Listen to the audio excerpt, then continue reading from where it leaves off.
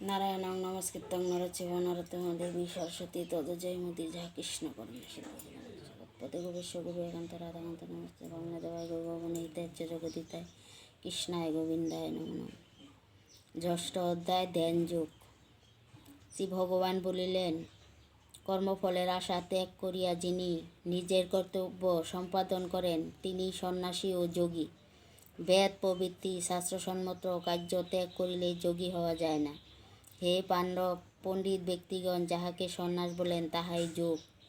কারণ কর্মত্যাগ ব্যক্তি রেখে যোগী হইতে পারে না। যে মুনি যোগারূঢ় হইয়াছেন তাহার পক্ষে কর্মত্যাগই শ্রেষ্ঠ সাধনা।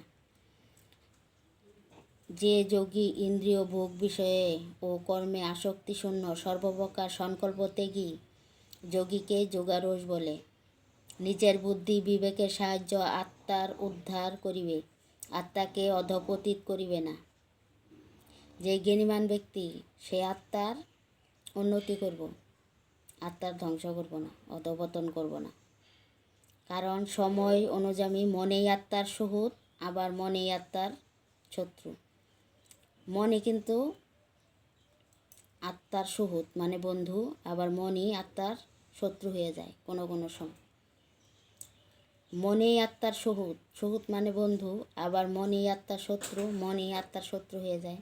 মনের কারণেই তো আমরা অনেক কিছু খারাপ কাম করি, মনে ওইদিকে যায়।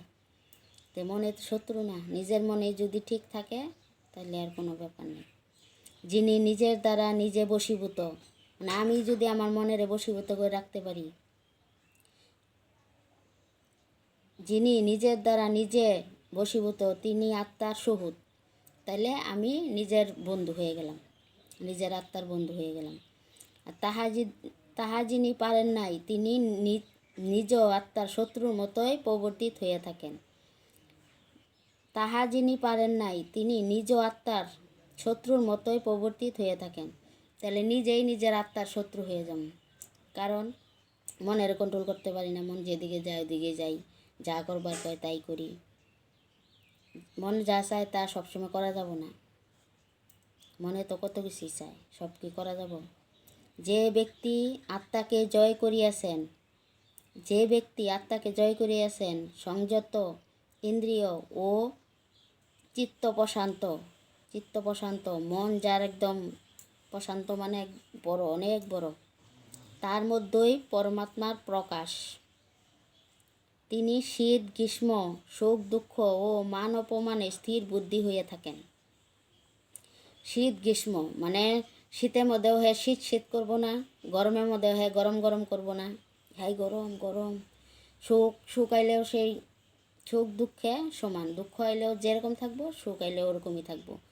কেউ অপমান করলেও ঠিকই থাকবো, কেউ আবার প্রশংসা করলেও ঠিকই থাকবো। স্থির বুদ্ধি থাকেন, মানে একদম বুদ্ধিটা স্থির থাকবো, মানে চঞ্চল না। সুখ দুঃখ এলেও অতিরিক্ত করব না, কান্দাকাটি এগুলো করবো না, মানে স্থির। যে ব্যক্তি আত্মাকে জয় করিয়াছেন, সংযত ইন্দ্রিয় ও চিত্ত প্রশান্ত, তার মধ্যেই পরমাত্মার প্রকাশ। তিনি শীত গ্রীষ্ম সুখ দুঃখ ও মান অপমানে স্থির বুদ্ধি হয়ে থাকেন। একদম বুদ্ধি স্থির হয়ে থাকবো। জ্ঞান বিজ্ঞানে যার মন তুষ্ট, যিনি চিত্তজয়ী ও ইন্দ্রিয়জয়ী, লুষ্ট ও কাঞ্চন যার কাছে সমান, সেই যোগীকে যোগারূঢ় বলা হয়। যার কাছে মাটি আর সোনা একরকম, একইভাবে মাটির আর সোনারে যে একইভাবে, সেই যোগীকে যোগারূঢ় বলা হয়। লুষ্ট আর কাঞ্চন মানে সোনা, যার কাছে সমান, সেই যোগীকে যোগারূঢ় বলা হয়। সুহৃৎ বন্ধু উদাসীন মধ্যস্থ দেশ্য সাধু এবং পাপীতে যিনি সমজ্ঞান করেন তিনি শ্রেষ্ঠ পুরুষ এবং প্রশংসার যোগ্য। সুহৃৎ বন্ধু উদাসীন মধ্যস্থ দেশ্য মানে যে হিংসা করে, যে পাপী বা সাধু, পাপীতে আর সাধুতে একই জ্ঞান, সমান জ্ঞান, সমজ্ঞান করেন, যিনি সমান জ্ঞান করেন তিনি শ্রেষ্ঠ পুরুষ এবং প্রশংসার যোগ্য। এই গীতার বাণী আমরা যদি একটা অক্ষর যদি মাইনা চলতে পারি, তাহলে আমার জীবনে মানে বিপদ তো আসবই, দুঃখ তো আসবই, কিন্তু আমরা একদম স্থির হয়ে থাকবো, একদম স্থির হয়ে থাকবো। প্রদীপের শিখা যেমন বায়ুহীন স্থানে যেরকম একদম স্থির থাকে, মানে যদি হাওয়া না থাকে প্রদীপের শিখাটা একদম সোজা হয়ে জ্বলবো, আর যদি হাওয়া থাকে তাহলে এদিক এদিক এদিক করবো, তাহলে আমগো মনে ওরকমই। আজকের মতো এটুকুই পাঠ করলাম, কালকে আবার পাঠ করবো যদি পারি আর কি। ধন্যবাদ বন্ধুরা। গীতা পাঠটা কেমন লাগলো, যদি ভুল ত্রুটি হয় মাফ করবেন, ভগবানের কাছে মাফ চাই। কারণ যদি আমরা ভুল হবো করে যদি পাঠ না করি, তাহলে তো আমাদের কিছু শেখা হবো না, তাই না? ভুল করেই তো মানুষের শিখে। যদি আজকে পাঠ করলাম ভুল হইলো একটা অক্ষর, কালকে আবার শুদ্ধ হবো, তার জন্যই পাঠ করি।